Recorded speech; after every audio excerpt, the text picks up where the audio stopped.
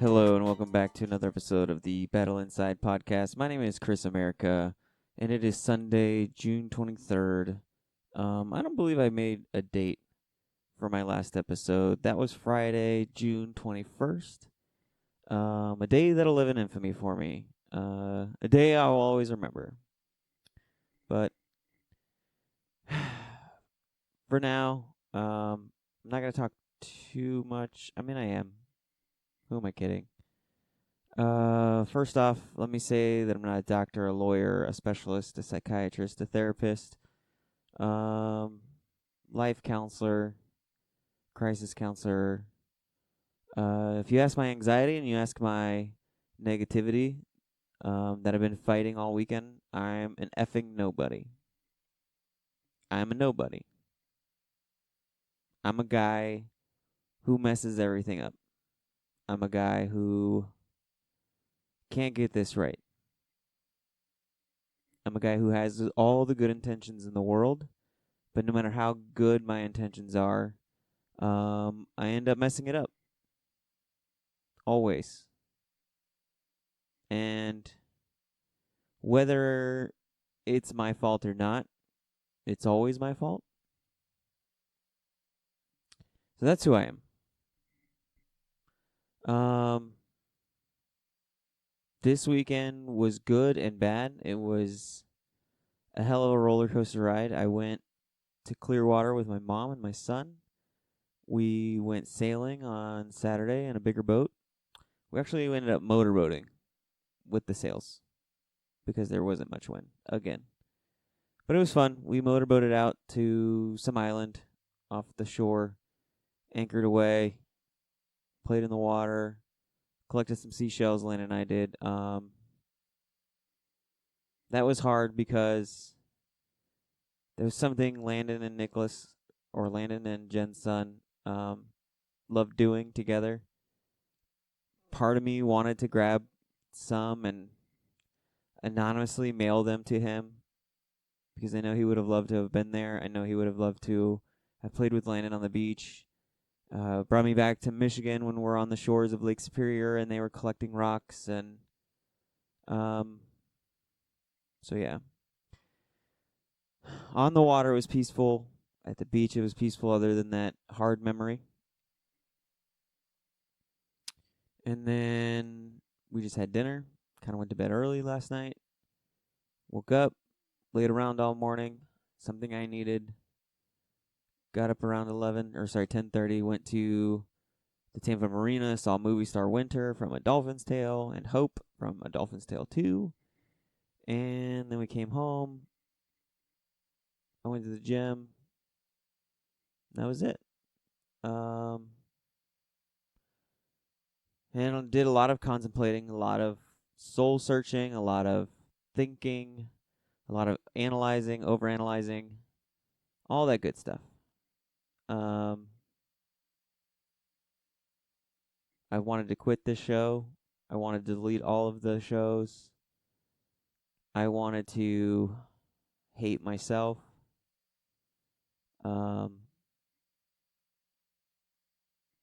Because I feel like I got off track. I lost focus. But then I talked to several people and they kind of reminded me what the focus was, that the focus is on me. And I've said it over and over and over again what this show is about. It's about me being open, honest, raw, and candid about where I'm at in life.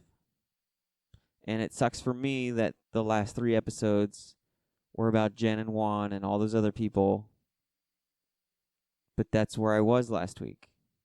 That's where I was the last 2 weeks.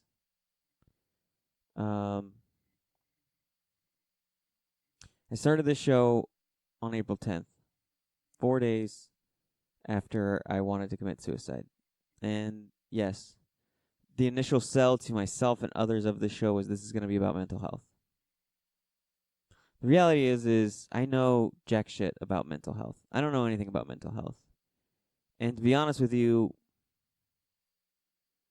I didn't want this to be a show where I give you like powerful quotes and I tell you I'm doing this, this, and that, and it worked for me, and then I'm going to quote a whole bunch of studies, because honestly, that doesn't connect to me. I've tried listening to 2 self-help books since I started this thing. One was called something about the man's mask, or something about men's mask. My friend Donald recommended it to me, and it was good. It wasn't bad. There was nothing wrong with it. I just don't know when I was listening to it that I was in a position to listen and receive. And then the other one that I'm listening to, that I tried listening to the other day, was just Un-F Your Thoughts. And it sounded promising. It sounded like it was going to be something like the show. But I listened to like a good 20 minutes, and he quoted like 10 different studies. And I couldn't connect to it. Yeah, studies are cool. Studies are great. They're good to use, but I just don't have time for them. Because I don't need a study. I need you, dude, to tell me what the hell's wrong with you, and like how long it took you to fix it. And then, like I said, like the biggest problem I have with these types of books and other mental health shows that I've listened to is it's all about just saying, like, yeah, I was depressed for 6 months, and then now I'm better because I got therapy. I did extensive therapy, and I told myself this, and I kept telling myself that, and I lose connection to that. I just do. And so I've always lived my life with the golden rule of do unto others as you do unto yourselves. Well, I can only teach others or give to others the show that I want to hear. And to me, I want to hear the imperfect guy or gal. Some of you guys that are perfect, or that you've weathered the storm already, and you got all these like right answers, and you're strong and you've made it already, like, I'm proud of you. That's great. That's awesome.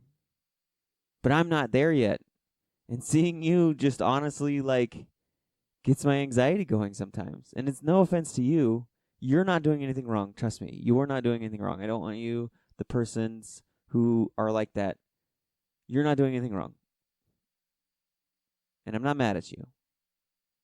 It's just I can't connect with you yet because I'm not there. When I first started this show, I thought, I'm going to do like 5 or 6 episodes, and by episode 7, I'll turn a corner. It'll be like a month to a month and a half. And by the time, like, if you told me to envision June, end of June, going on July, in my head, like, I'm at peace. I've moved on. This is done and over with. And for whatever reason, life has other plans for me. Maybe it's self-inflicted with this show. People asked, a friend of mine asked, I haven't talked to in a while. A friend of mine asked today, how's the show going? And I just kind of laughed because she hasn't followed it. And I'm like, it's good and it's bad. My battle with this show is on so many different fronts that sometimes it feels like it's not worth it. I say that this show is good because every time I finish an episode, for the most part, not every time, but okay, like 90% of the time, I finish an episode and I post it and I feel great. Not great. I feel good. I feel accomplished. I feel like I took a step forward. And then life hits me and I get attacked for making this show. Mostly by one person, but other people as well. And now that I've opened up my loop and I chose again to be open and candid and honest, this loop that I've told you guys about, this loop that has haunted me, this loop that my anxiety will play over and over and over again. And I finally needed to share it. I needed you guys to know. I needed the world to know. And honestly, I am just so sick and tired of me having to tell the story. over and over and over again to people. Like, I want people to know, I want to be honest with them, and they want to hear me out, and they want to be there for me, but it's hard for me to do that all the time. Like, it's exhausting. And then the other annoying part about it is then people want to ask questions. Questions that I've asked myself 5 billion times. Well, why do you think she left you for Juan? Or do you think it was this? Or do you think it was that? Do you think? I had one friend when this all first started going on, do you think she's sleeping with Juan right now? Like, what the fuck? Like, why would you ask me that? And it's just like, I get it, but I don't get it. Like, don't ask questions, please. I'm going to tell you the story, and then you go off on your own, and you try to figure it out on your own. Don't ask me, because I've thought about it 5 billion ways to Sunday. And I've asked that question specifically 5 million times. And you asking me, I still don't know. I don't get any of this. And so, nothing's without consequence, right? No good deed goes unpunished. No good deed goes misinterpreted. No good deed goes misinformed. And no good deed goes without judgment. Or maybe it's not a good deed. Maybe I am the one who's wrong for sharing my story, for opening up and telling you guys exactly what happened to me.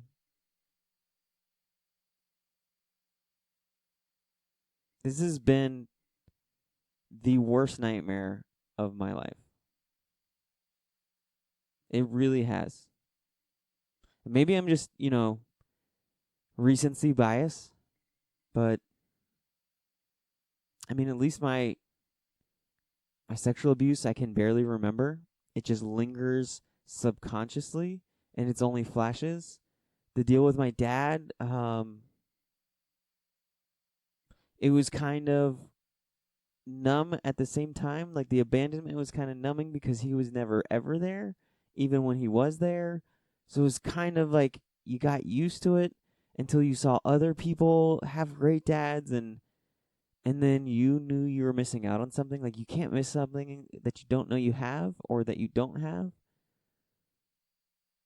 But this was the worst. This was everything. And I'm sitting here for 2 months talking codes. I'm sitting here for 2 months skirting around the issue and trying not to say names and trying not to be like so informative.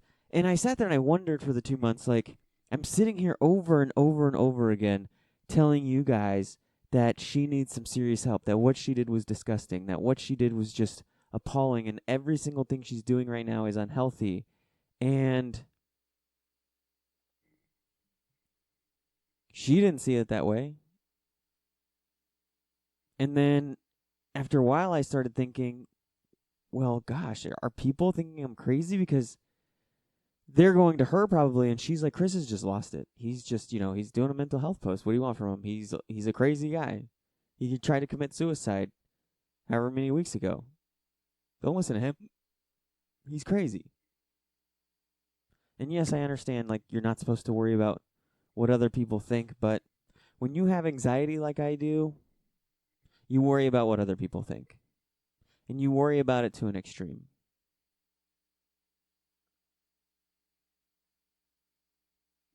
And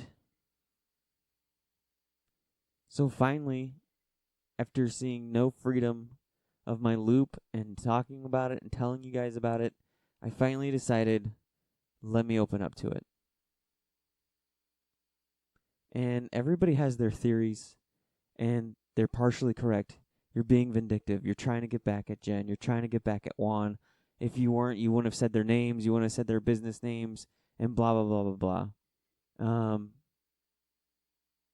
But I can tell you with 100% certainty that the main reason, the 99.9% reason why I shared everything that I did was because I needed to get it out of my head and into the microphone. I needed you guys to understand why this is so hard for me, and it worked. For 48 hours, I was free from the loop. But then the backlash started coming, not just from Jen and Juan, but from other people. Some people stated this out of concern, saying, Chris, like, you mentioned their names, you mentioned their business names, like, I'm worried for you for the legal ramifications, and that worry drove up my anxiety. Like, shoot, like, no, I dotted my I's, I crossed my T's, I made sure I said everything that was true. Like, there's nothing legally speaking that they can do to me. And then there's others who just, that was all they focused on. They just focused on the fact that I mentioned their names and I mentioned their business over and over again. And some people thought that I was wrong for doing that, that was just messed up. Like, you don't air out people's business like that. That it's their business to have. And obviously Jen and Juan feel the same way as they do. And do you want to know the honest reason why I just blurted out their names and blurted out his business over and over again? I told you, there was a little bit of that vindictiveness. But the other part, and I mentioned it at the end of the show, was this is my hell. This is what happens. You see, even though you guys got the calm episode, the anxiety was still there. The entire episode, I'm sitting there fighting the anxiety all the way through. If you listen to the first original episode, there is no fight of the anxiety. It is just straight on one anxiety attack of a show. There's a lot of me yelling, a lot of frustration, a lot of hurt, a lot of pain, a lot of anger. And so that was my temperedness. And so while you're sitting there thinking, Chris, you said their names because you're being vindictive, you said your names because you're being immature and you're being a child, and you're just trying to sling mud, and you're just trying to get back at them, and I can tell you from my side of the fence that it's not the case at all. I said it because, one, I just didn't care. I just didn't. I'm sorry. It's just the anxiety took over, and I didn't want to skirt the issue anymore. I wanted it to be known who it was also, just because, again, they caused my life trauma. They caused, whether they want to admit it to themselves, they caused my son trauma. And like I told everybody in the other episodes, if you're a victim, you have rights to voice your hurt. You have rights to voice your anger. And I'm sorry that society disagrees and some of y'all disagree, but you have the right to voice who the hell it was. And then you have the right to express your opinion of them in any fashion you feel. Whether it's vulgar, or it's in grace, or it's in just somewhere in the middle. Whatever you choose, whatever makes you feel good at the time. Because after I said that, once that 2 hours was up, I was done. I was finished. I put down my sword, and I was never going to mention it in that length of time again. And like I said, for 48 hours I had peace. I had no loop.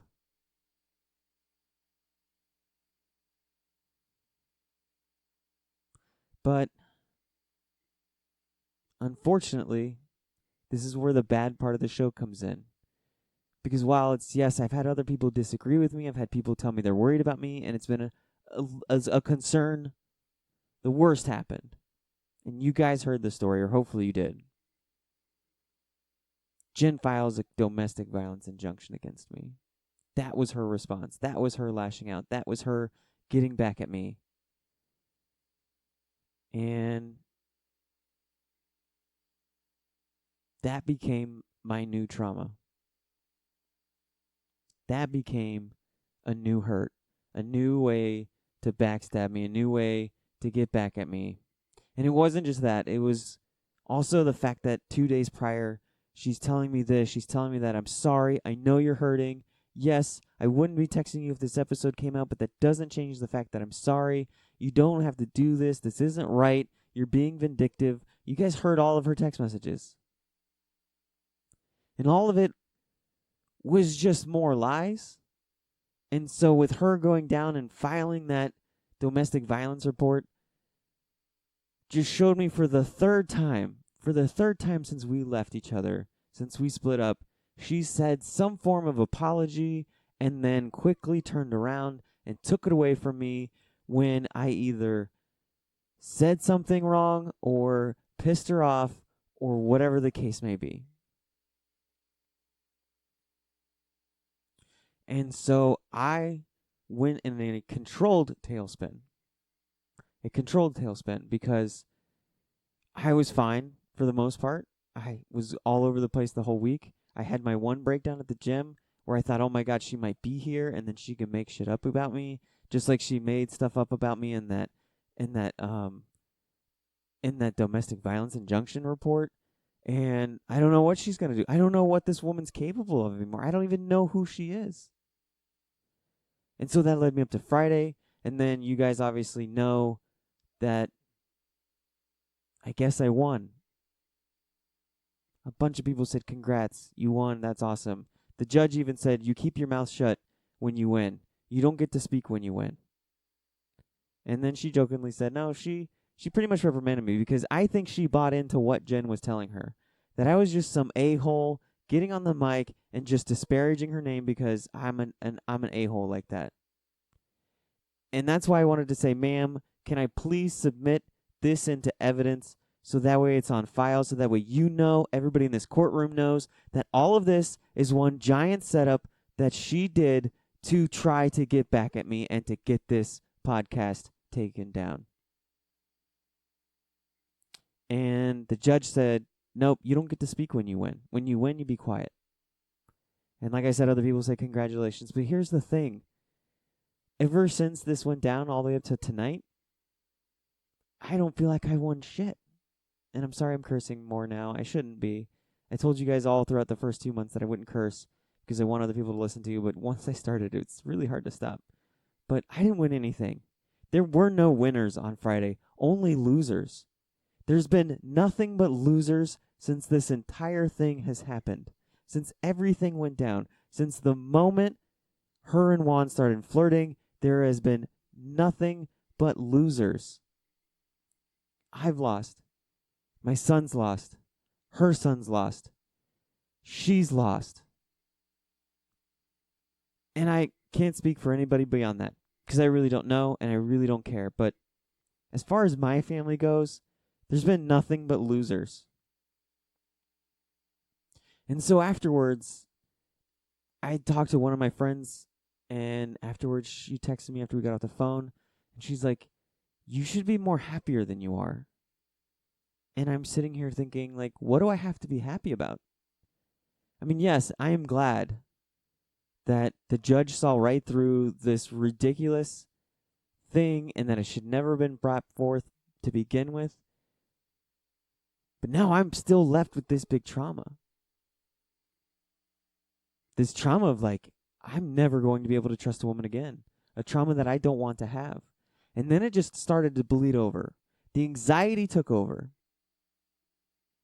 And now I'm starting to think, like, you get into this moment where, okay, now who else is against you? Who else is plotting your demise? Who took part in this? Who knew about this and did nothing? And so that anxiety grabbed a hold of me, and it ran with it. And I saw a Facebook post of her and another friend of ours that's mutual, and my anxiety started running more and more. And I thought, gosh, that kind of hurts. Like, did she know? Did they talk about it? And my anxiety said, just reach out to her and text her. So I did. And I said, hey, I don't want you to get in the middle of this, but I just need to know, like, please tell me you didn't know that she was filing this false domestic injunction. And I thought this person would give me a message of, like, you're right, Chris, I don't want to get into the middle of this, but I get where you're coming from, and it sucks that happened to you, But no, we didn't talk about it. And if she did, you should know me better than that. You should know that I would have said something. You should know that I would not stand for this. At least I guess that's what I was hoping for. But instead, I got hostility, I got anger, and I got zero empathy and zero understanding from my perspective. I got, well, obviously you asking that question is putting me into this, so please leave me out of it. And so now my anxiety goes up even more. And I'm sitting here thinking, well, damn it, I'm sorry, like, I'm panicking here, okay? Like, and I started to explain it to her. Look, honestly, like, I don't know what to do. I don't know who to trust. This thing happened to me. This is exactly what happens. You say you don't know anything, so let me explain what happened. Jen went down and filed a false police report 2 days after she said that she was going to make things messy. And maybe I just over-explained, because that's what your anxiety does. It makes you over-explain. It makes you panic, because I don't want this person to not like me, and I don't want this person to be mad at me, but it's too late. I already made her mad. My anxiety brought me to that table, and then now she's mad, and now my anxiety's doing whatever it can to save face. But it can't, because this person's already made up their mind for whatever reason that they don't want to talk to me about this, that they don't want to hear my side, or that they don't give a shit. I don't know what it is. I don't know what it was, other than the fact that I get it. Maybe I came off wrong. Maybe I shouldn't have come off that way. Maybe I attacked you, but let me just explain where I'm coming from, please. Like, this was one of the worst experiences of my life. Just try to understand, be patient with me. Let's talk it out. And so I tried my best to just, I guess, do well by her. I don't know. Maybe I still messed it up. And so as I'm explaining it, I guess at the end I said, so yes, when I ask people this question, it's not me putting them in the middle. If they knew and did nothing, I'll respectfully say, okay, thanks, and I'll bow out. I'm not saying that's you. It's just I'm paranoid. I'm in a paranoid mode, and I never imagined Jen ever doing that to me, and now I'm stupidly thinking, okay, who else is out against me, and what are they capable of? Like, I just felt like, and I explained to her, like, this isn't a his side, her side kind of thing. I'm not mad at you for hanging out. I don't even care that you're hanging out. I just wanted to know, did she say something to you about it? And if so, what did you say? What did you do? Like, I just wanted to know that I have people in my corner too. That people that I talk to all the time and hang out with, and that they tell me, Chris, you can come to me anytime. Like, that's what this person said to me. Chris, you can come to me anytime. But I don't want to go to a person who heard what Jen was about to do and did nothing, or at least come to me and say, Chris, what the F? Why is Jen filing a domestic violence charge against me? And then if you just didn't know anything, I just expected you to say, Chris, you should know me better. And maybe you get mad at me a little bit for asking. But again, I try to explain, like, look, this has sent me into a spiral of paranoia. And I'm sorry, but it's just, I had to ask. Please just understand me, please.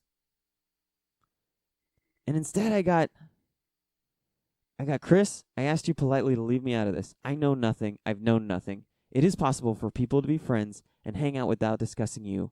Grow up and stop talking S about people. It's a very far cry from all just being, about your mental health at this point. And I just responded, okay, cool, thanks. Because at the end of the day, that's what I wanted to know. At that time, on Friday, I honestly wanted to just put out a big old post on Facebook that just said, look, if you knew something about this, and Jen knew something about, like, told you about this, and you didn't come to me and at least try to understand my side of the story, whether Jen lied to you and said, Chris, I'm filing a domestic violence charge against Chris, or a domestic violence injunction against Chris because he's stalking me, if that's what she told you, I at least deserved, if we're mutual friends, the respect of you to come to me and say, hey, Chris, this is what can you clarify on this? Like, I couldn't believe it. If it is something that's true, like, dude, you need to get your S figured out and you need to leave Jen alone. But is it true? No, like, if you didn't do that and you heard her say that, or if you heard her say like, oh, Chris is not taking the podcast down, so I'm going to show him. I told him I was going to make it messy, and now it's messy. And so if you also did that, like, I want nothing to do with you in my life right now. I just don't. Like, I don't want people who aren't on my side or in my corner. You don't have to be on my side. At least be in my corner enough to say, Chris, what is going on? Or at least to say to her, if she's telling you that, yo, she's lying and she knows she's lying, for you to say, dude, that's messed up. Like, what are you doing? Don't do that. That's stupid. You're going too far. And so that message right there, received Friday night, sent me crashing. Completely crashing. You see, I texted, okay, cool, thanks. But in my mind, anxiety took over and said, see, this show is a bad idea. And you think you're doing this all for the right reasons, but really you're a selfish a-hole. And you're not doing it for the right reasons. Jen is right about you. You see what you did? You made other people mad at you. You are just trying to throw mud. You are just talking trash. You're not helping anybody. You're not doing anything good. What a piece of garbage you are. And I just started spiraling and spiraling and spiraling all night long in the car driving to Clearwater. And you see, I felt like I explained the show enough to where people could understand. And maybe I didn't communicate it clearly. Yes, at the beginning, maybe I oversold the mental health aspect of it. But I definitely said that this is going to be about my life. This is going to be about what I'm going through. This is going to be how I handle it. This is going to be about what is going on with me and how it affects my mental health, how it affects my trauma, how it affects this, how it affects my decision making. And I'm just going to be raw, open, and honest. And here it is. And so the show grew up into being more than just, hey, let's talk about your anxiety and your depression and how you wanted to kill yourself that one time.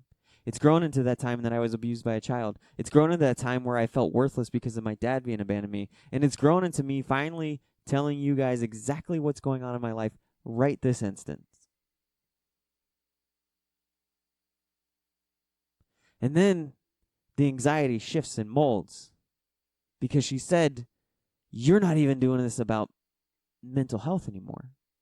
And that's something my anxiety's told me this whole time. And it's something that I've tried to incorporate into the show. But then I remembered later when I'm on the boat having my peace, I didn't say that I was going to specifically use the words mental health every episode. I'm not going to specifically talk about my anxiety. I said every single episode, I'm going to just open my mind and pour my thoughts into this microphone, and you can see what the anxiety looks like yourself. You can see what the depression looks like yourself.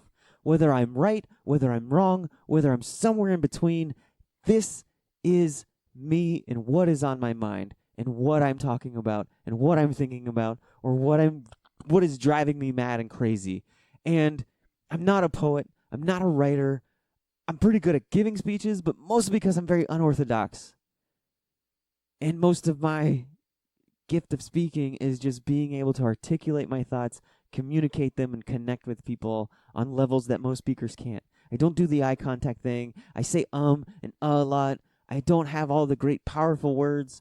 And my number one thing that I did not want to do on this show is pretend to be something I'm not, and that's perfect. And so then my anxiety takes shape in another form. Well, let me get back to my point. So when you listen to all those episodes, yes, it's about me and Jen and Juan and his store and his wife and her friends and her other friends that knew about things and didn't say anything. And I'm giving you all of the stuff, right? And it gets confused, and I understand why, and I don't know any other way to word it. There is no perfect way to express your pain and hurt about that without other people saying, damn, this is drama. Chris is just being a gossip.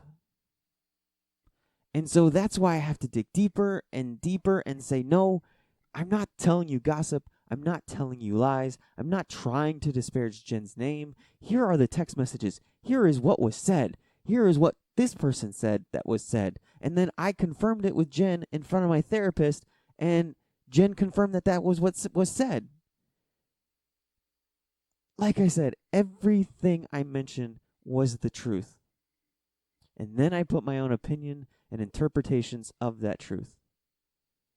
So while I'm going to sit here and tell you that Jen left me so she could go chase Juan, Jen will tell you that her perspective is she didn't leave me for Juan. She left because she wasn't happy. I tell you every single action, truth, and story. I'll give you her side. I'll give you my side. And you all can figure out where the truth is in between. And you know what? We can all sit here and go in circles.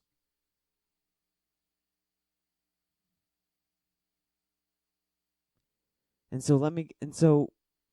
the main point of me sharing my loop and me sharing what was going on, and I said at the end of the show, like, this is why I get driven mad. That 2-hour-long episode I told you I could think about 500 times in less than a minute. All the way through, over and over, like it's gosh darn Groundhog's Day. And so every single other book that you read, and every single blog that you read, and every single mental health podcast you can hear, I'm not saying all of them do, but a lot of them just try to say, here's my pain, this is it, hurt, owie, it hurt, now let me wrap it into a bow and put it in a nice little, like, gift wrap bag and just hand it over to you so that you can see that it's nice and shiny and great and make you feel good. Or like, I almost committed suicide and I didn't, and then this, and this happened, and now my life is great. And what I've been trying to do with this show is something different, something unique, something that I need to do, something that I need. I'm trying to be candid and raw and real and imperfect and show you that having mental health issues, showing you that having trauma issues, showing you that having relationship issues, showing you that having life issues is fucked up. We are a fucked up species. Whether you have mental health or don't have mental health, whether you have traumas or don't have traumas, we are just all effed up. We are all broken some way or fashion or form. And then a lot of us take out our brokenness and our fucked upness and we just throw it onto other people because we can't handle it on our own. And we need to just tear people down, whether it's subconsciously or consciously. And that's what we do. That's what we do to each other. And the problem is people like me with the high anxiety, we can't take it. We just can't, and I'm sorry. And I'm trying to show you, the world, you, the listener, what that looks like, what that sounds like. It is imperfect. So while you're listening to the last 3 episodes, and you're hearing anger, and you're hearing spitefulness, and you're hearing vindictiveness, why don't you focus on my pain? Why don't you focus on what is causing me that and focus on the fact that I have such high anxiety that when stuff like that happens to me, I don't know what to do. And I think about it, and I think about it, and I think about it. And so then I'm sitting here, this person tells me I need to grow up, which means I'm acting like a child. And then they tell me that I'm talking shit about people. And I'm sitting here wondering, they don't know anything about anything, yet somehow I'm talking shit about people, and I need to grow up. Am I needing to grow up because I'm just asking you a simple question of, just tell me you didn't know anything, please? Or do I need to grow up because you know that I threw Juan's name and business into it, or you knew that I threw Jen's business into it, and maybe you did know that she was filing this injunction, and maybe you sided with her? I don't know. I'm not going to sit here and break down your text messages, but you know what is? My fucking anxiety is going to be breaking it down 5 million ways.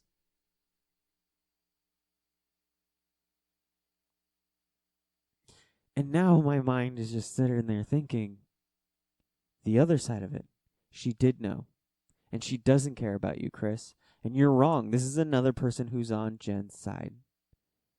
This is another person that Jen has lied to. How many other people has Jen lied to? I bet you everybody thinks exactly like this person. Yes, everybody is against you, Chris. Yes, listen to me. You can't do this, man. You can't do anything. You suck. You are an awful person.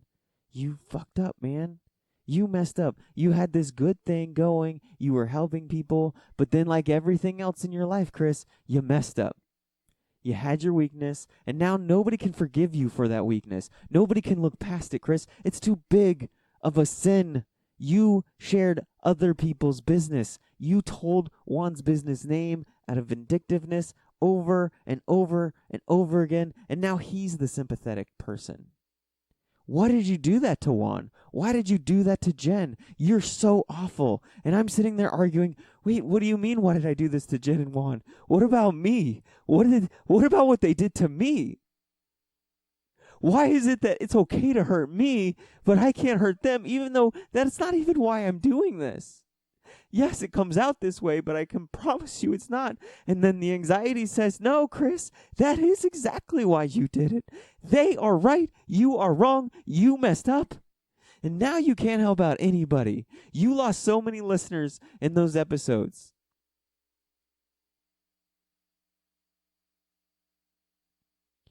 Now that person's no longer your friend.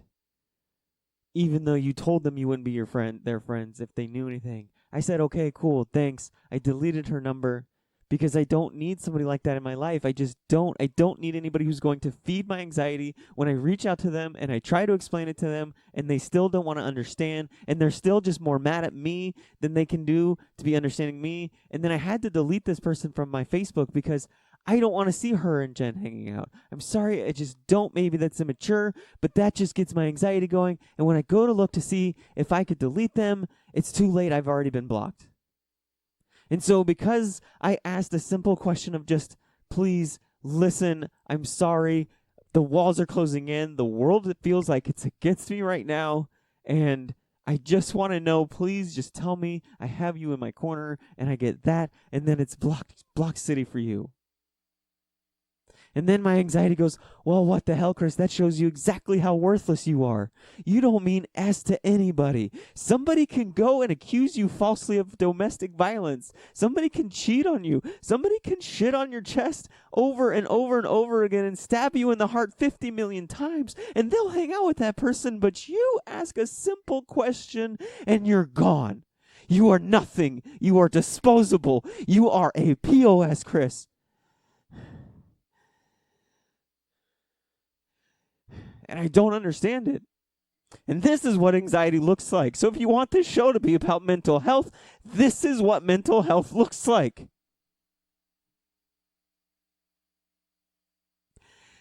And what sucks is my mom took the brunt of it in the morning because we were running late to get to the boat, and it took 30 GD minutes to make 3 damn subs. And then we were running late, and then I had to go to the bathroom, and then I'm hungry, and then I'm sitting here thinking about, why am I so disposable to everybody? Every single person in my life, why am I this disposable to people? Why is it that my pain and my questioning and my anger, why can't I be imperfect? Why do I always have to be perfect every single time, or I lose the relationship? Whether it's a friend, or a family member, or a girlfriend or a wife.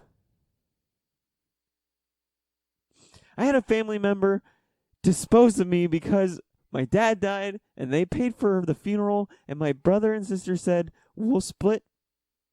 We'll take our dad's inheritance money from his retirement plan, and we'll split it. We'll split the cost of the funeral 3 ways. And I wasn't a part of that conversation. And all I told that person was, I'm not going to pay you back yet because I didn't even want the funeral. You could have spread his ashes in a dumpster. I wouldn't care because he's a piece of shit dad who didn't care about me. So please don't ask me for this money because I'm going to keep it. It was all in bonds and stocks. And I said, I'm going to keep it there so it appreciates in value. My brother and sister, they sold them. They paid her money. And then they went on and spent it on other things while I said, I'm going to keep it. And that family member dropped me.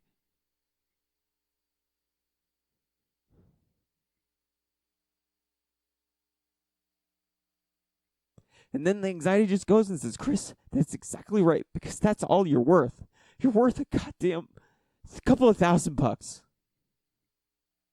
That's all you're worth to that family member, is a few $1,000s.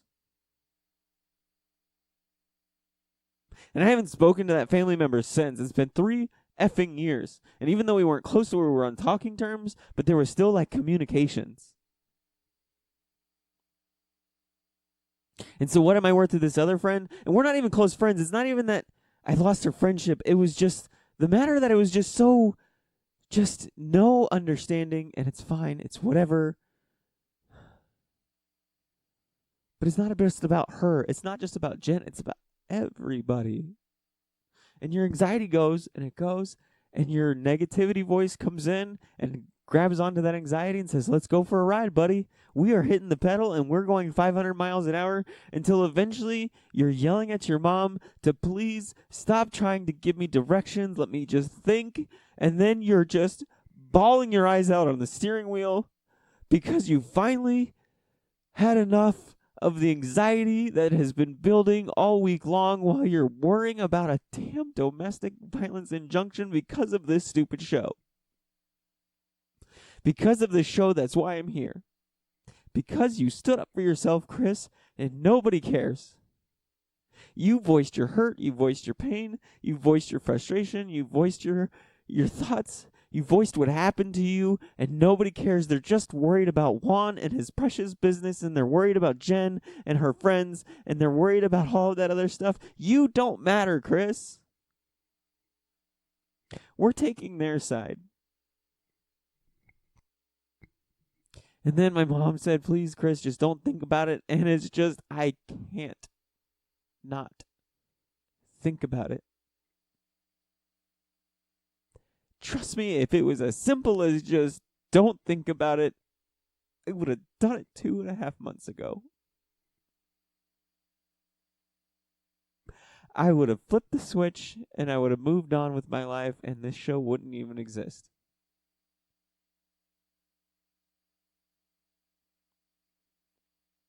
And so I had to have conversations with other people and tell them what happened to me and what I was thinking, because that's my out. That's what helps me with anxiety, is just talk to people and say, this is what I'm thinking, this is what I'm feeling, this is how this person made me feel, this is how this entire week made me feel, and I am worthless. This show is a nightmare. This show, going into every episode, I fear, like, what is the backlash on me? Don't open up, Chris. Don't tell people you're suicidal, because they'll use it against you later on in life. And don't tell other people that your wife hurt you this bad, because she will get back at you. She will fight you. And so will the dude that was a part of it. They will fight you. And then other people will look at you in disgust and say, how dare you share their business?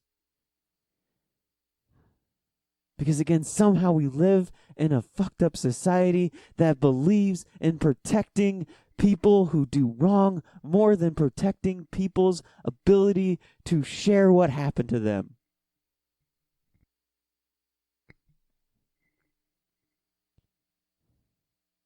Was I talking shit about them? I guess I was. I guess when you call people shitbags, that's talking shit about them. Calling Jen a liar, I don't know how that's talking shit. Reading out her text messages and what happened verbatim to the T, I don't know how that's talking shit. I just don't understand.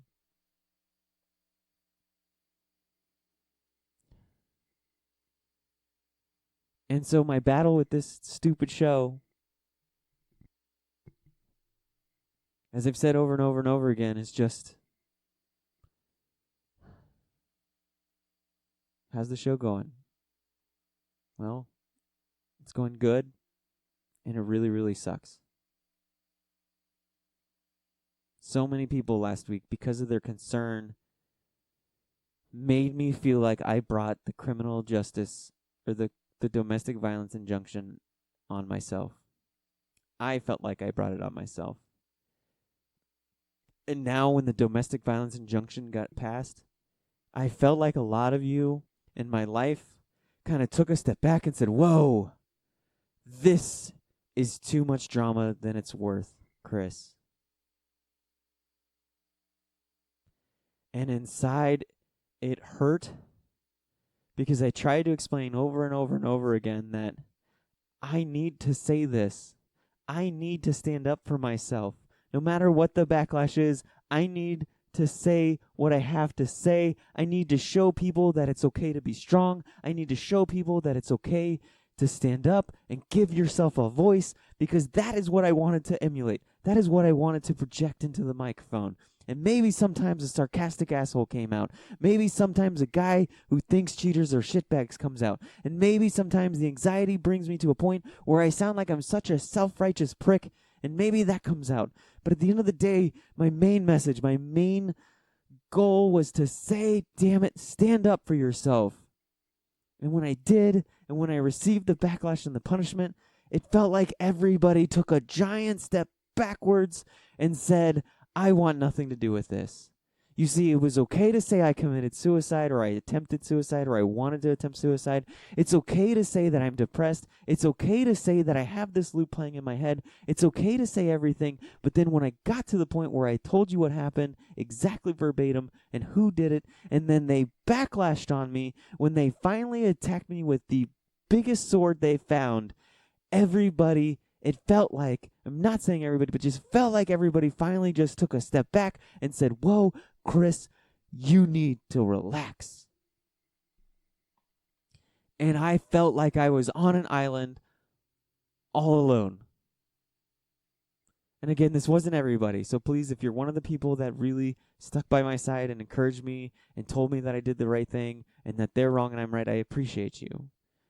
But the majority of you just took a step back, and some of the ways you voiced that step back, you tried to be delicate with it, and I understand, but I needed you to support me at this time. I didn't need to know that I shouldn't have said Juan's business name over and over and over and over again. I rung that bell. I can't unring it. It's done. No matter what they both want to do, no matter what I want to do, that bell has been rung. What I need you to do is say, Chris, yeah, the episode was rough, man. It was intense. But damn it, you got your point across. And you got what you wanted out of it. You killed the loop. And she did what? She did a domestic violence disturbance? Oh my God, I can't believe that she did that to you. Dude, I'm more in your corner now. You have this. We know who you are. We know that's not you. We know that you don't have any ill will intentions against you. We know that we've listened to your show, that you've over and over and over and over again stated that all you want is for Jen to get help. All you want is for her friends to love her and support her into getting help and stop enabling her. And all you want is for people to just start treating others right. You see, this show's not just about mental health. It's not anymore. It's about mental health. It's about life. It's about how we can do better to treat each other, which then again loops back to mental health, because when you start treating people like shit, you have about a 1 in 5 chance of treating a person with mental health like shit, and then you just crumble their entire day because you felt like being a shitty person for a day, because you felt like having a shitty response, because you felt like your selfishness of whatever it was that you needed was more important than the other person across from you.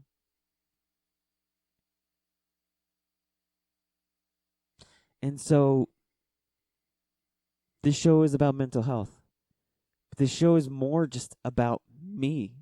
It's about Chris America. It's about my story. It's about my thoughts. It's about my escape into this microphone where I feel safe, where I feel like I'm safely able to tell you exactly what's going on. Because when you tell me, hey, anytime you want to talk, let me know, I sit there and I say, yeah, that sounds great, but I have no desire to look you in the face and share these things with you, and it has nothing to do with me or with you. It has everything to do with me and my anxiety and my just fear of like having that instant response, or having you ask me questions, or having you give me advice that just doesn't sit well with me.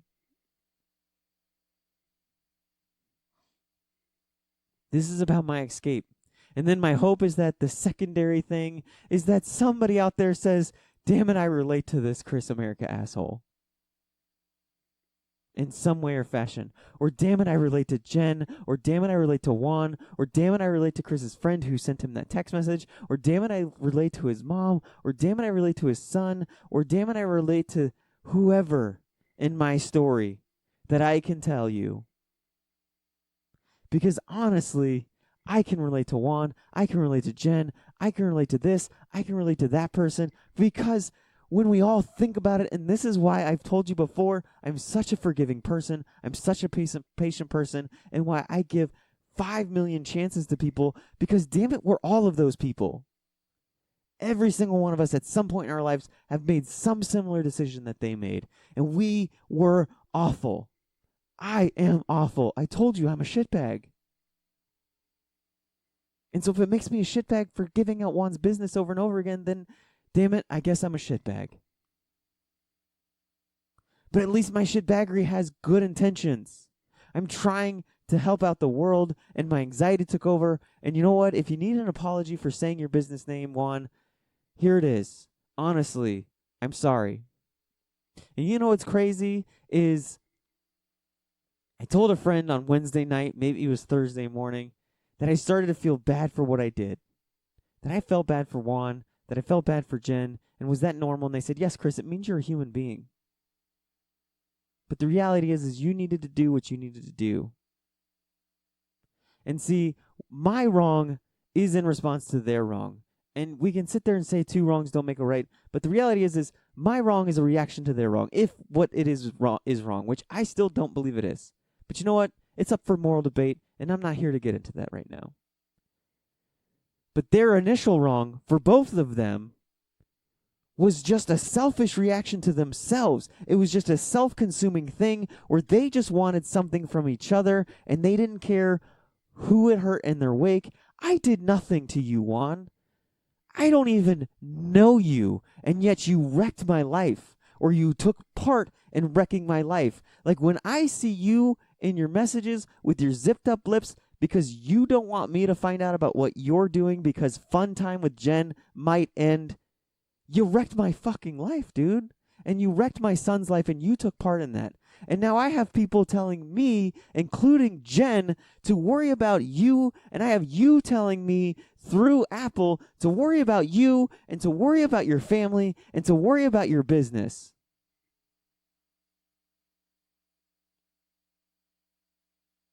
And see, that's anxiety taking over. I didn't want to talk about that. But that's anxiety taking over. I mentions Juan name, and anxiety goes, yay, there's Juan. We get to go have fun with Juan again. Let's go party it up. Let's go F with Chris's mind. Let's send him down a rabbit hole. Here we go. Whee! And that's what you hear. That's what you hear is the anxiety coming out and me repeating shit that I've said 50 million times already on the show.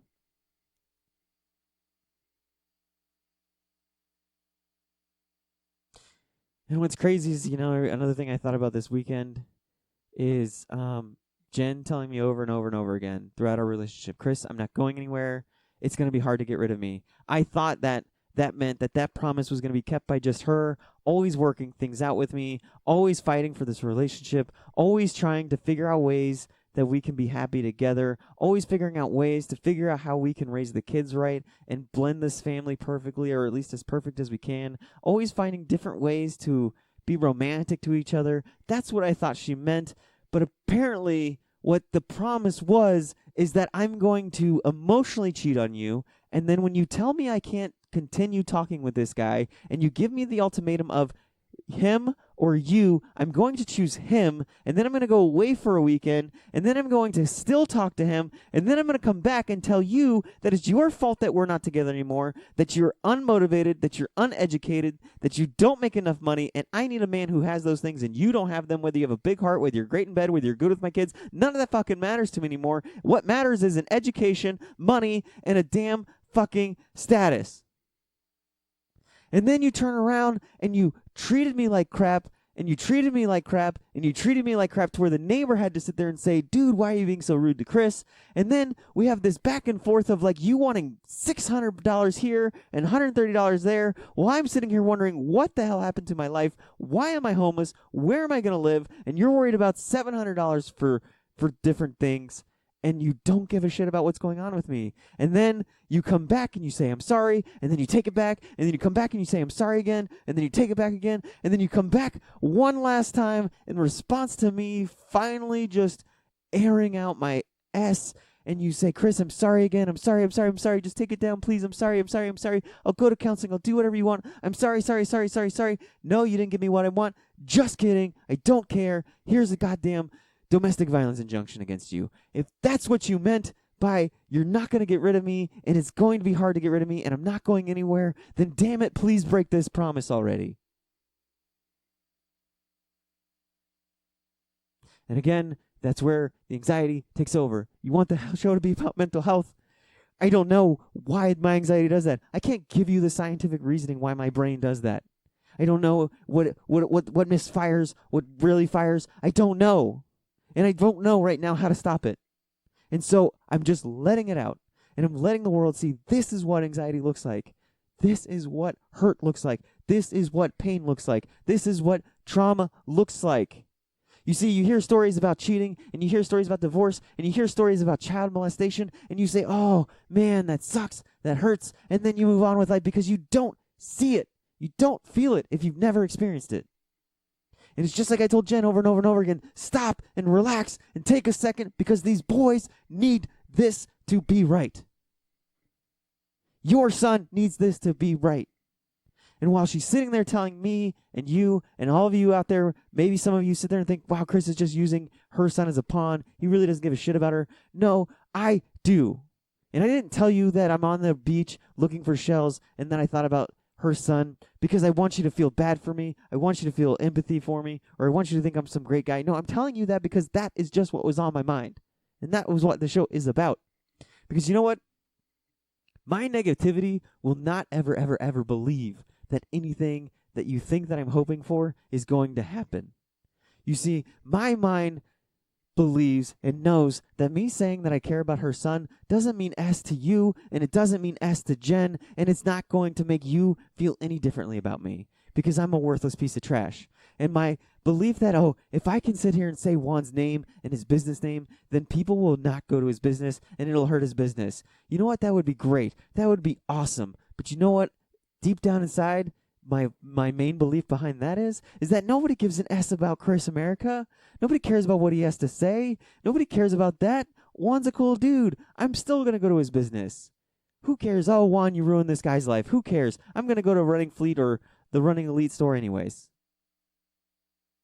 And Jen, you're just doing this to get back at her. You're doing this to drag her name in the mud and everything else. You know what? Nobody gives an S about me enough to want to do something about Jen. And nobody gives an S about doing what's right and doing what's healthy and trying to help out their friends enough to say, Jen, I love you, but you need to get your shit together. My negativity tells me that all of that you're saying that I'm hoping for in my negative side of doing this, you have no idea that my negative being, my negative brain that is consuming me all the time thinks that all of that is fake, that I'm not important enough for any of those things to come true.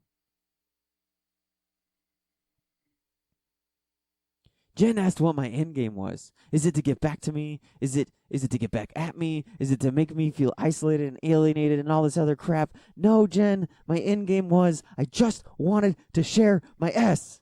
And that's it. I just wanted to share it and let it be and move on with life. Because my negative brain says that nobody cares enough about you, Chris, to want to do something about Jen. Nobody cares enough about you to come to you and message you and say, Chris, I'm here, I'm with you, I support you. And a lot of you have. Please, if you are somebody who said that, please don't think I'm talking about you. Just understand I'm talking about a lot of other people that my negative mind always thinks about. And I'm sorry, it's nothing personal. It's just the way it is. Then nobody's going up to Jen and saying, how could you do that to Chris? You know why? Because I don't matter enough to any of you in my negative brain. In my negative brain, I don't matter enough to anybody for you to go up to Jen and say, you owe Chris an apology. Chris is a good guy. Chris didn't deserve that.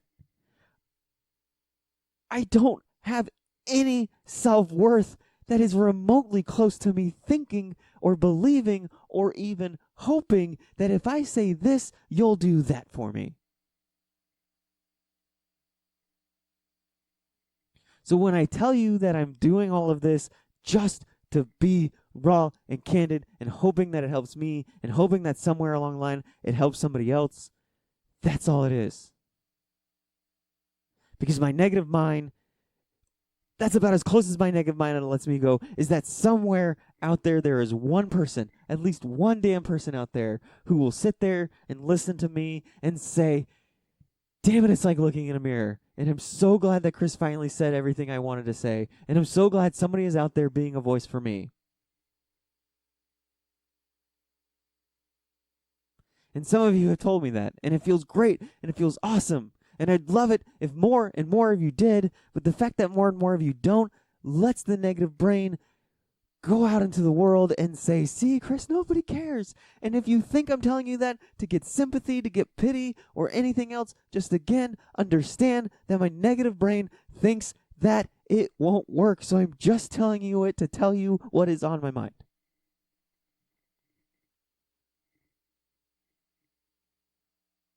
That is it. That is all. And so that is about as eloquently and clearly and communicatively as I can put what this show is about. My battle with this show is that.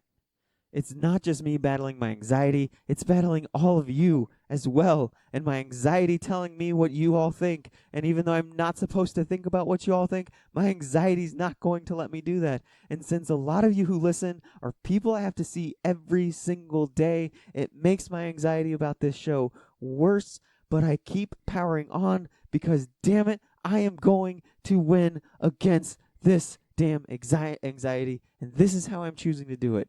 My anxiety and people like Jen and people like other people who have tried to physically abuse me and intimidate me and shove me in a corner, and all of you out there who have called me childish and whatever else to get me to shut up, I'm not going to allow it. I'm sorry. I can't anymore. My fucking life depends on it. Because when I sit in silence and I sit alone and I don't reach out to anybody ever, that is when the negativity really, really gets a hold of me. And that is what the anxiety is trying to do with me. What it's trying to do is to get me to stop talking to you, get me to stop talking to other people, and get me alone inside my bedroom so we can Google how to take pills. How many pills I need to take to kill myself. That is what the end game is for my anxiety. The anxiety wants to get me alone and shut up and stop talking about it so we can talk about Jen and Juan and your dad and the guy that you got sexually abused by, and your family, and everybody who left you, and everybody who hates you. Let's talk about them, Chris. Let's get you alone, and let's talk about them. And then we're going to sit there and think about ways to shut me up, because you hate me, don't you, Chris? You hate me about as much as you hate yourself. And now we're going to Google how to commit suicide. So you want this show to be about mental health? You want me to shut up? That is what happens when I shut up. That is what happens when I keep to myself. That is what I'm thinking about when I'm at my work all by myself and I have no distractions. That is what happens when I don't turn on the radio in my car and I'm alone and I don't have anything to think about, and then little anxiety comes and says, hey, Chris, you see that tree over there? That'd be awesome if we just drove it into it, wouldn't it? Because of all of these people. And I'm not telling you that this happens every day. I'm not telling you that this even happens once a month, because Lord knows I do not need Jen going to court and telling me again and telling a judge again for the 4th or 5th time, because it's up to 3 now, about how dangerous and unstable I am because I have suicidal thoughts and because I reached out to her for it.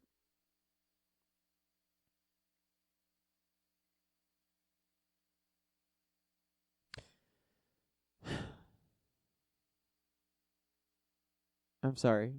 And that's another thing I do is I apologize. One of the messages my friend sent me,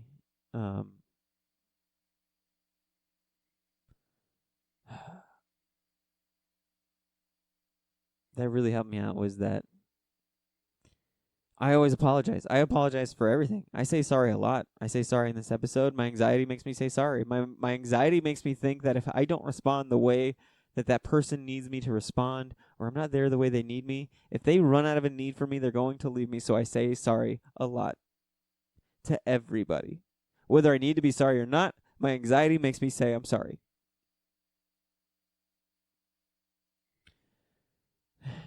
And so she said about the show and about me being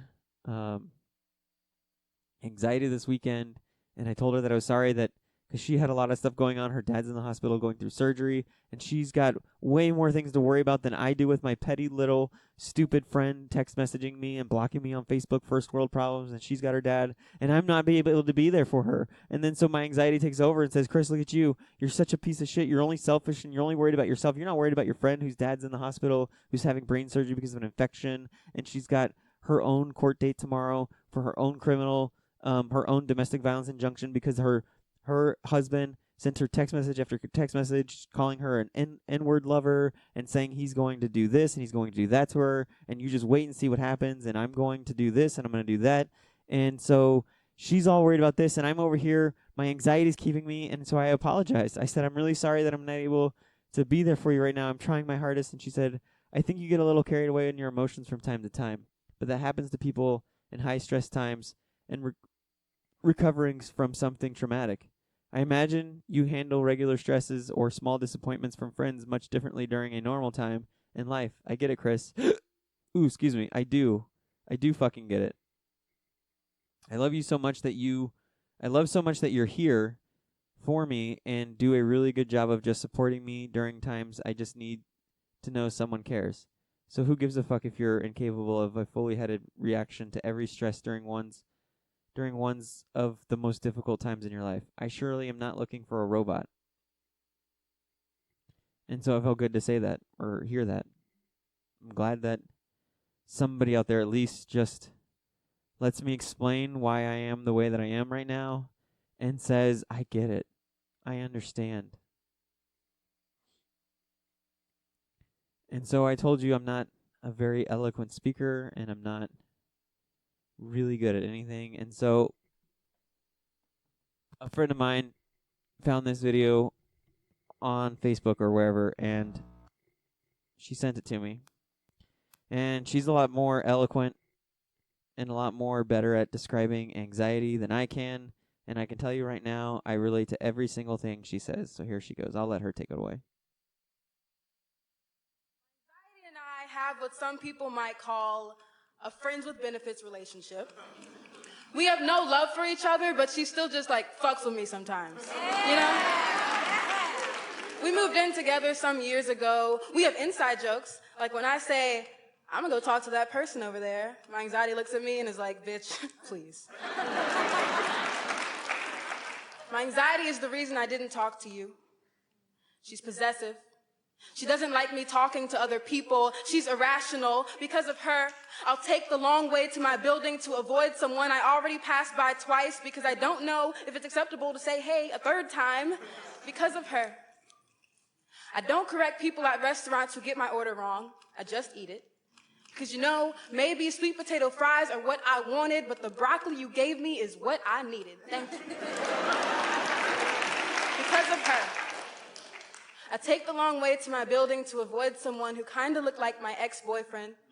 Because whenever I hand her the aux cord, she makes sure to play back all the times he told me no one else would ever want me. Because of her, I still think no one else will ever want me. I constantly wonder, what happens to a black girl who is too anxious to ever feel like magic?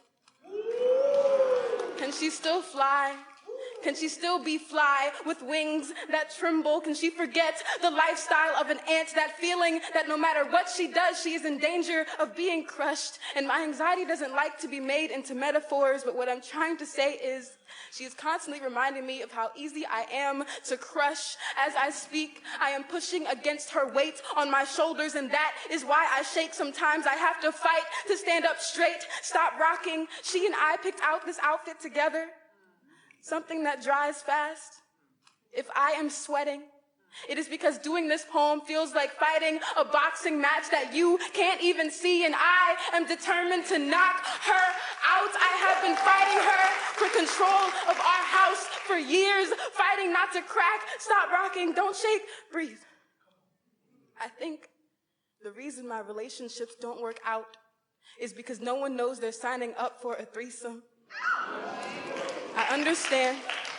I know how hard it is to live with both of us, when we don't like feeling out of control, when we don't handle conflict well, when we don't handle being yelled at well, when everything you say to us will be repeated and deconstructed and analyzed in our head 1,000,000 times after, and if I am silent for a while, it is because I have to fight with her before I can fight with you. I've tried to cut her off before. I cannot. We do not handle separation well because of our parents, our ex, our friends. Breathe. So I guess my anxiety and I have just learned to live together. She's the longest relationship I have ever had, and as everyone leaves, she is the only relationship that I can count on.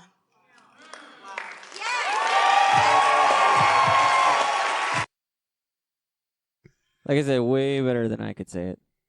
Hopefully I said something close as eloquent as that. It's not. The food thing. Let me tell you something.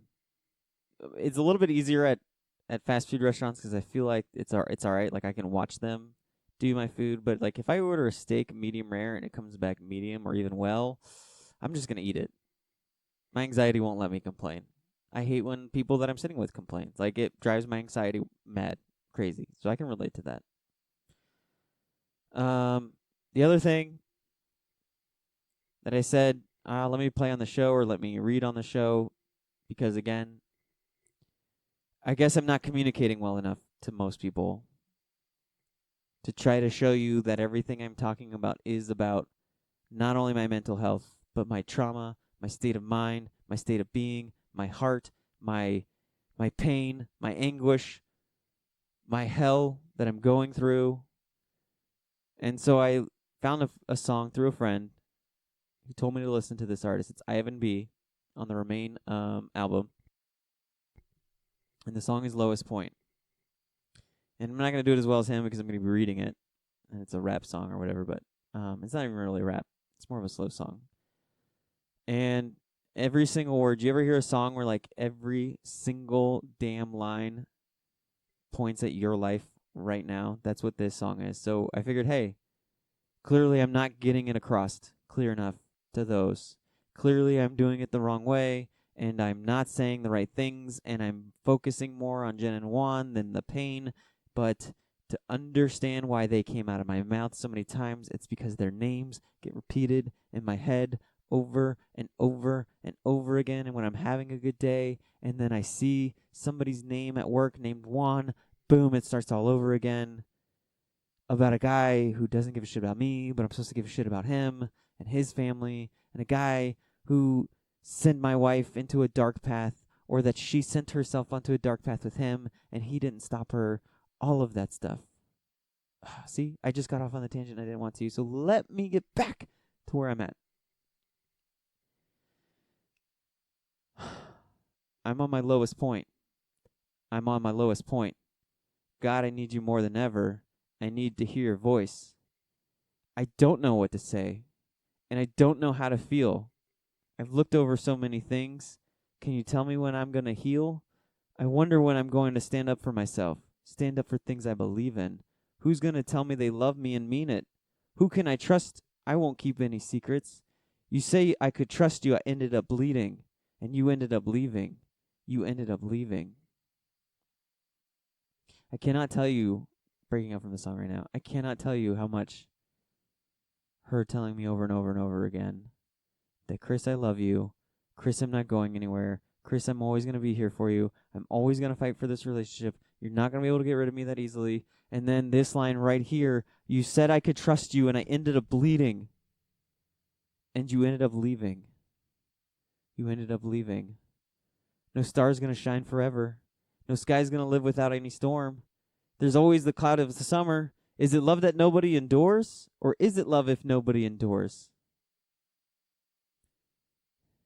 And this is what I hate, because I want to believe in love. I want to believe that love, again, breaking up from the song, I want to believe that love is more powerful than anything else. And so I try to love harder, and I try to love deeper, and I try to love selflessly, and I try to love with patience, and I try to love with kindness.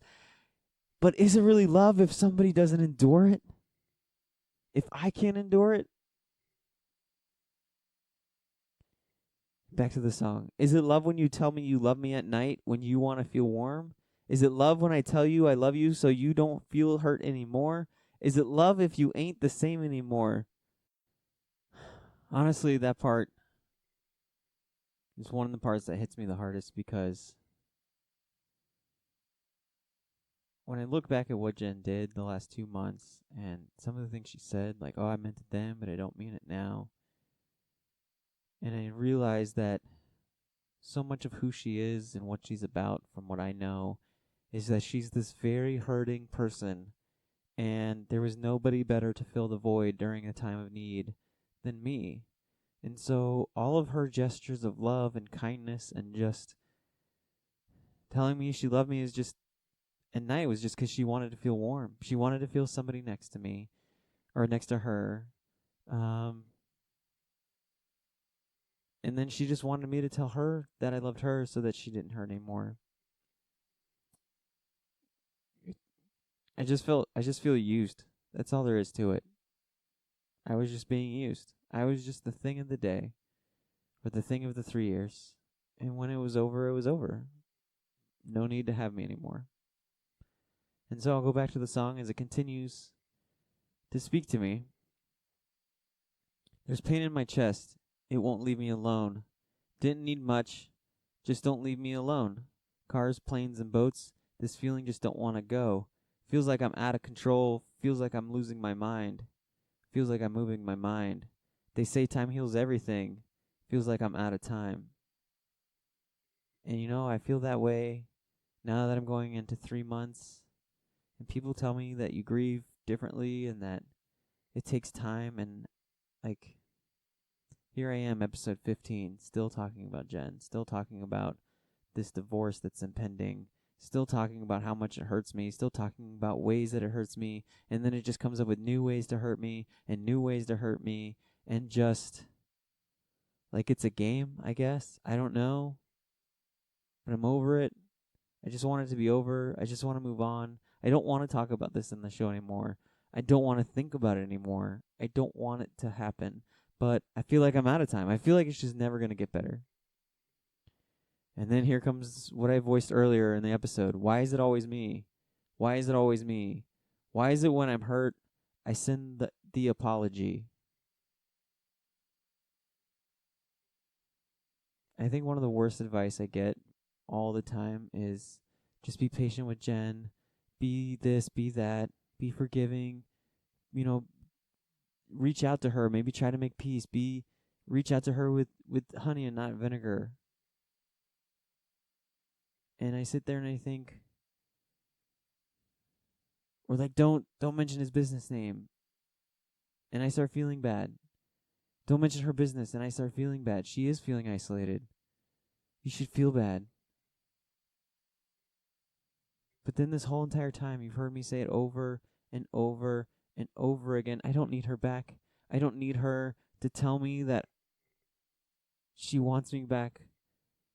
All I want is just a damn apology, and that you were wrong in every single way, and that, I don't know, you were grateful for the relationship that we had, and that maybe you appreciated it, and maybe you appreciate me.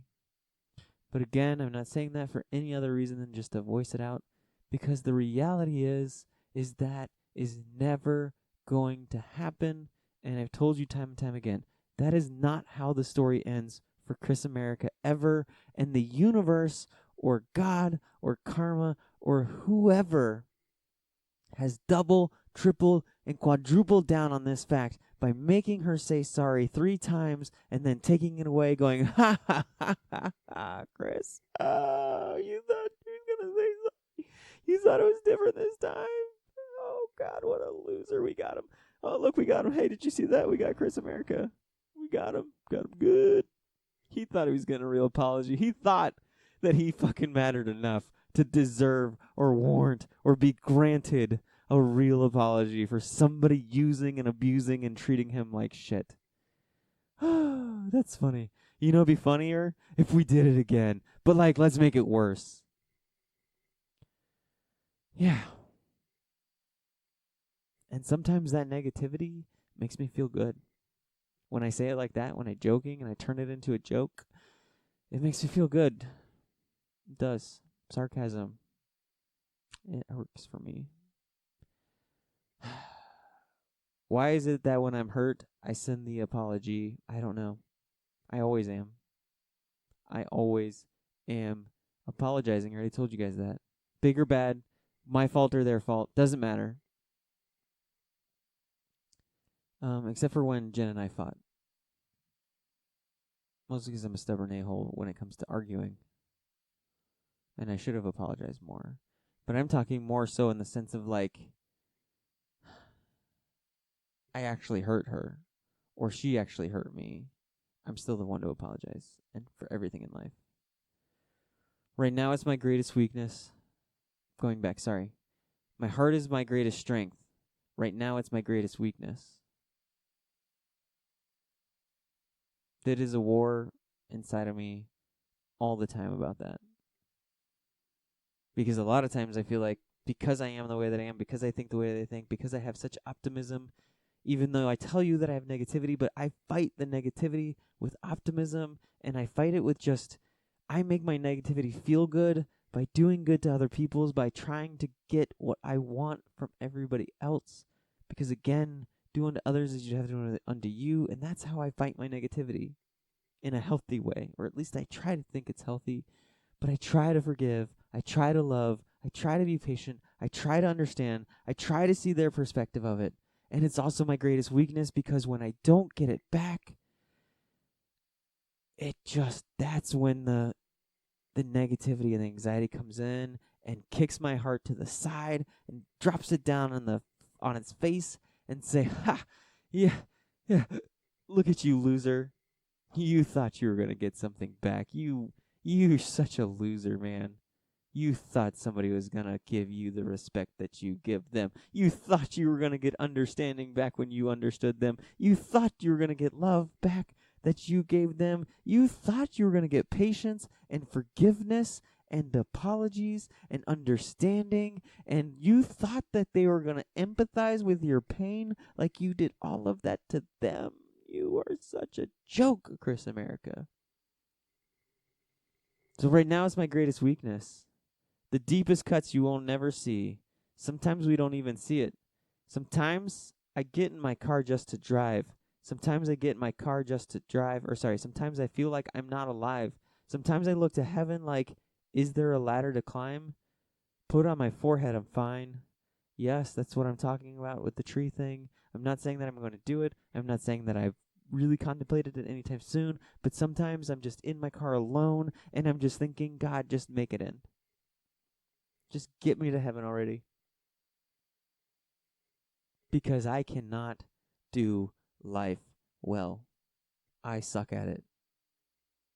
No matter how confident I get, no matter how much I try to do well, your story always ends in pain and misery and suffering and worthlessness.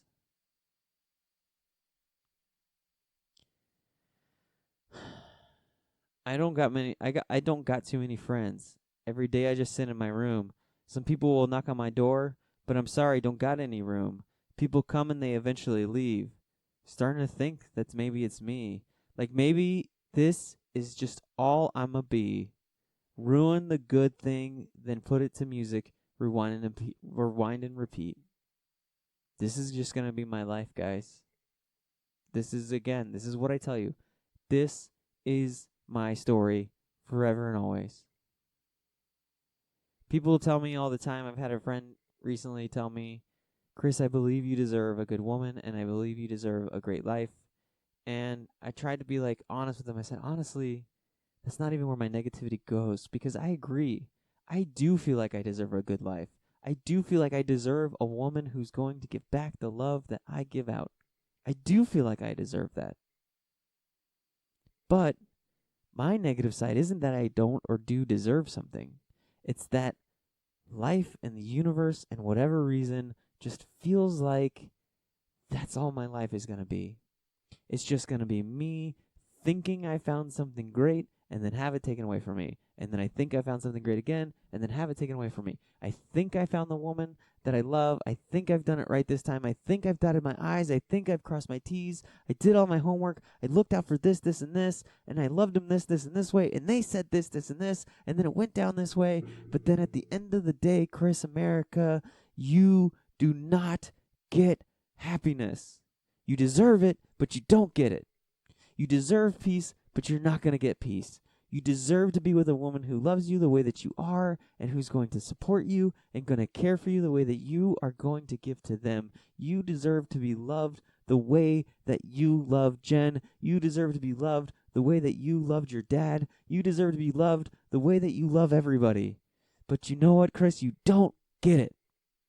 That is not for you. You are not meant for that life.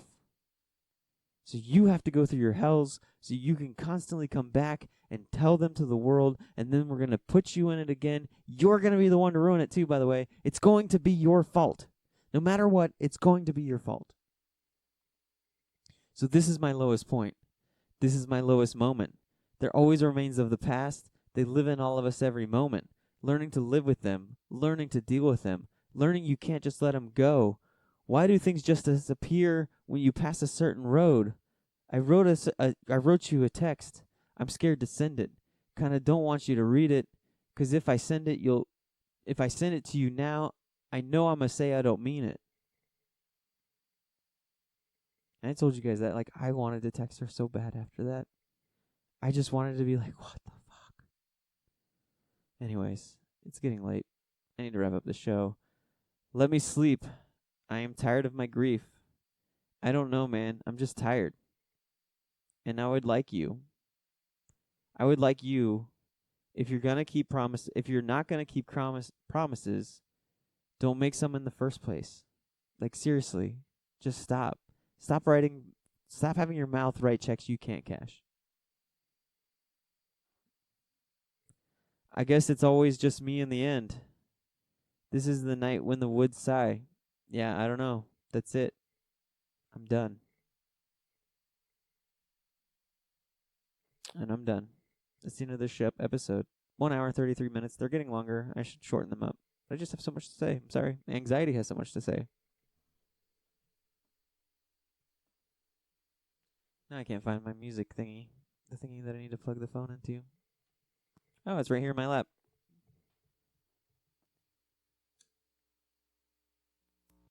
Most unprofessional podcast radio show ever, and I don't care.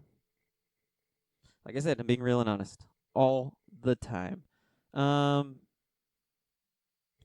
you're going through problems in life, and you're like me, and the anxiety and the depression has you alone, it's cornered you, it's isolated you away from everybody, and you feel the way that I told you that I felt, that you hate yourself, you hate your life, you hate people around you, you hate your pain, you just want it all to end. Please don't. I don't care who you are. I don't care what you've done. I don't care about your past, your present, or your future. I just want you to have a future. Even if you're somebody who hurt me, I think you all know from my previous episode that I still would never, ever want you to commit suicide. Ever. And if you're that person right now thinking about it, please do Chris America a favor and don't do it. And I know you're like, but Chris, I have that same negative voice you have, and you let that thing ride, and you listen to that thing, and you believe in it, and you just told me that your life is going to be this way. Dude, I feel that same way, and even though you're okay with living with it, I'm not. I'm out of here. Please just don't. Okay? Look, I know I said those things, but there is a part of me that believes that I need to feed, that I need to strengthen, that I need to make right, to say, no, Chris, not only do you deserve it, but you'll get it. And not only do you deserve it, but you'll get it too. But Chris, I messed up like Jen messed up. Or I messed up like Juan messed up. Or I did something so bad, I can't live with this guilt. Trust me, I know it sucks. But it doesn't have to end. The right thing to do is give your life another chance and do right by the people you hurt and ask for forgiveness. But Chris, they won't give it to me. I know it sucks that there's always in conflict, there's always one person ready to ask for forgiveness or accept forgiveness, and the other person isn't ready to give it or accept it. I don't know what it is. But what I do know is that you can't mend that relationship if you're gone, and it's not going to fix what you did, so don't make that choice. Don't do it. Call the National Suicide Prevention Hotline, 1-800-273-8255. Again, that's 1-800-273-8255, or you could text the crisis text line, HOME, text HOME to 741-741. Again, that's HOME to 741-741. Or if you're not in the United States, you can go to suicide.org and scroll about a third of the way down, and there's links to all. Oh gosh. See? This is what happens when it's 12:04 at night, and I'm recording a show, and I gotta get up early to record another show. Yeah, please listen to that show. I'm gonna be confident right now and tell you to listen to Scout Team Radio every single day. You can find it on the Apple Podcast, Spotify Podcast, Podbean, Stitcher, or ScoutTeamRadio.com. Catch that show. It's funny. It's fun. We've made it more about sports and entertainment, and we've kind of loosened up a little bit in the summer, and we're trying to get more casual fans to non-sports fans to listen. And if you're up that early at 6 a.m., please be up with me and go to 12ouncesportsradio.com and listen there. Yep, I said it. I did it. Shameless plug. I'm going to have a little bit of confidence. I'm not going to let my anxiety tell me, Chris, don't mention the show because they'll think you're using it. That's what my anxiety tells me. F off, anxiety. I'm going to tell them about my other show because it's fun and it makes me happy. Anyways, so yeah, do that. And if you're still feeling suicidal and you don't want to go to any of those other things and my other show doesn't cheer you up, but you still need to reach out to somebody and you say, I want to reach out to Chris America, you can find me on Twitter at @TheChrisAmerica, @TheChrisAmerica, or you can email me, battleinsidepodcast@scoutteamradio.com, battleinsidepodcast@scoutteamradio.com. Look, I was told that this show needed to be more about my mental health, which I took to mean that I need to spell it out more. I need to make it more clear, and I need to make the focus on the show to where everybody knows that that's what I'm talking about. So I'm doing that effort, and I am sounding sarcastic, but I promise it's like only like 25% sarcasm. Part of me is a little bit annoyed because I'm tired. Oh, great. I got to unplug it first so we don't hear the commercial. Let me turn it down. I do this every time. Go back. Oh, go back. All right. I'm going to record another episode tomorrow. At least I'm going to try to. And it's going to be a little bit more fun than my other episodes. I don't know if any of you all seen Avatar: The Last Airbender, but it is one of the best shows of all time. And since I can't give you any good advice because I suck at life, I'm going to have a great friend of mine named Uncle Iro give us some advice. And I'm just going to let you guys know what I think about his advice and how it applies to the show and how I've applied it to my life, or at least I'm trying to. But Uncle Iro is the best. So hopefully I can get that together tomorrow. Otherwise, enjoy the rest of your day. Thanks for listening to me. Thank you for supporting me throughout this long. Hope to see you guys again. Peace.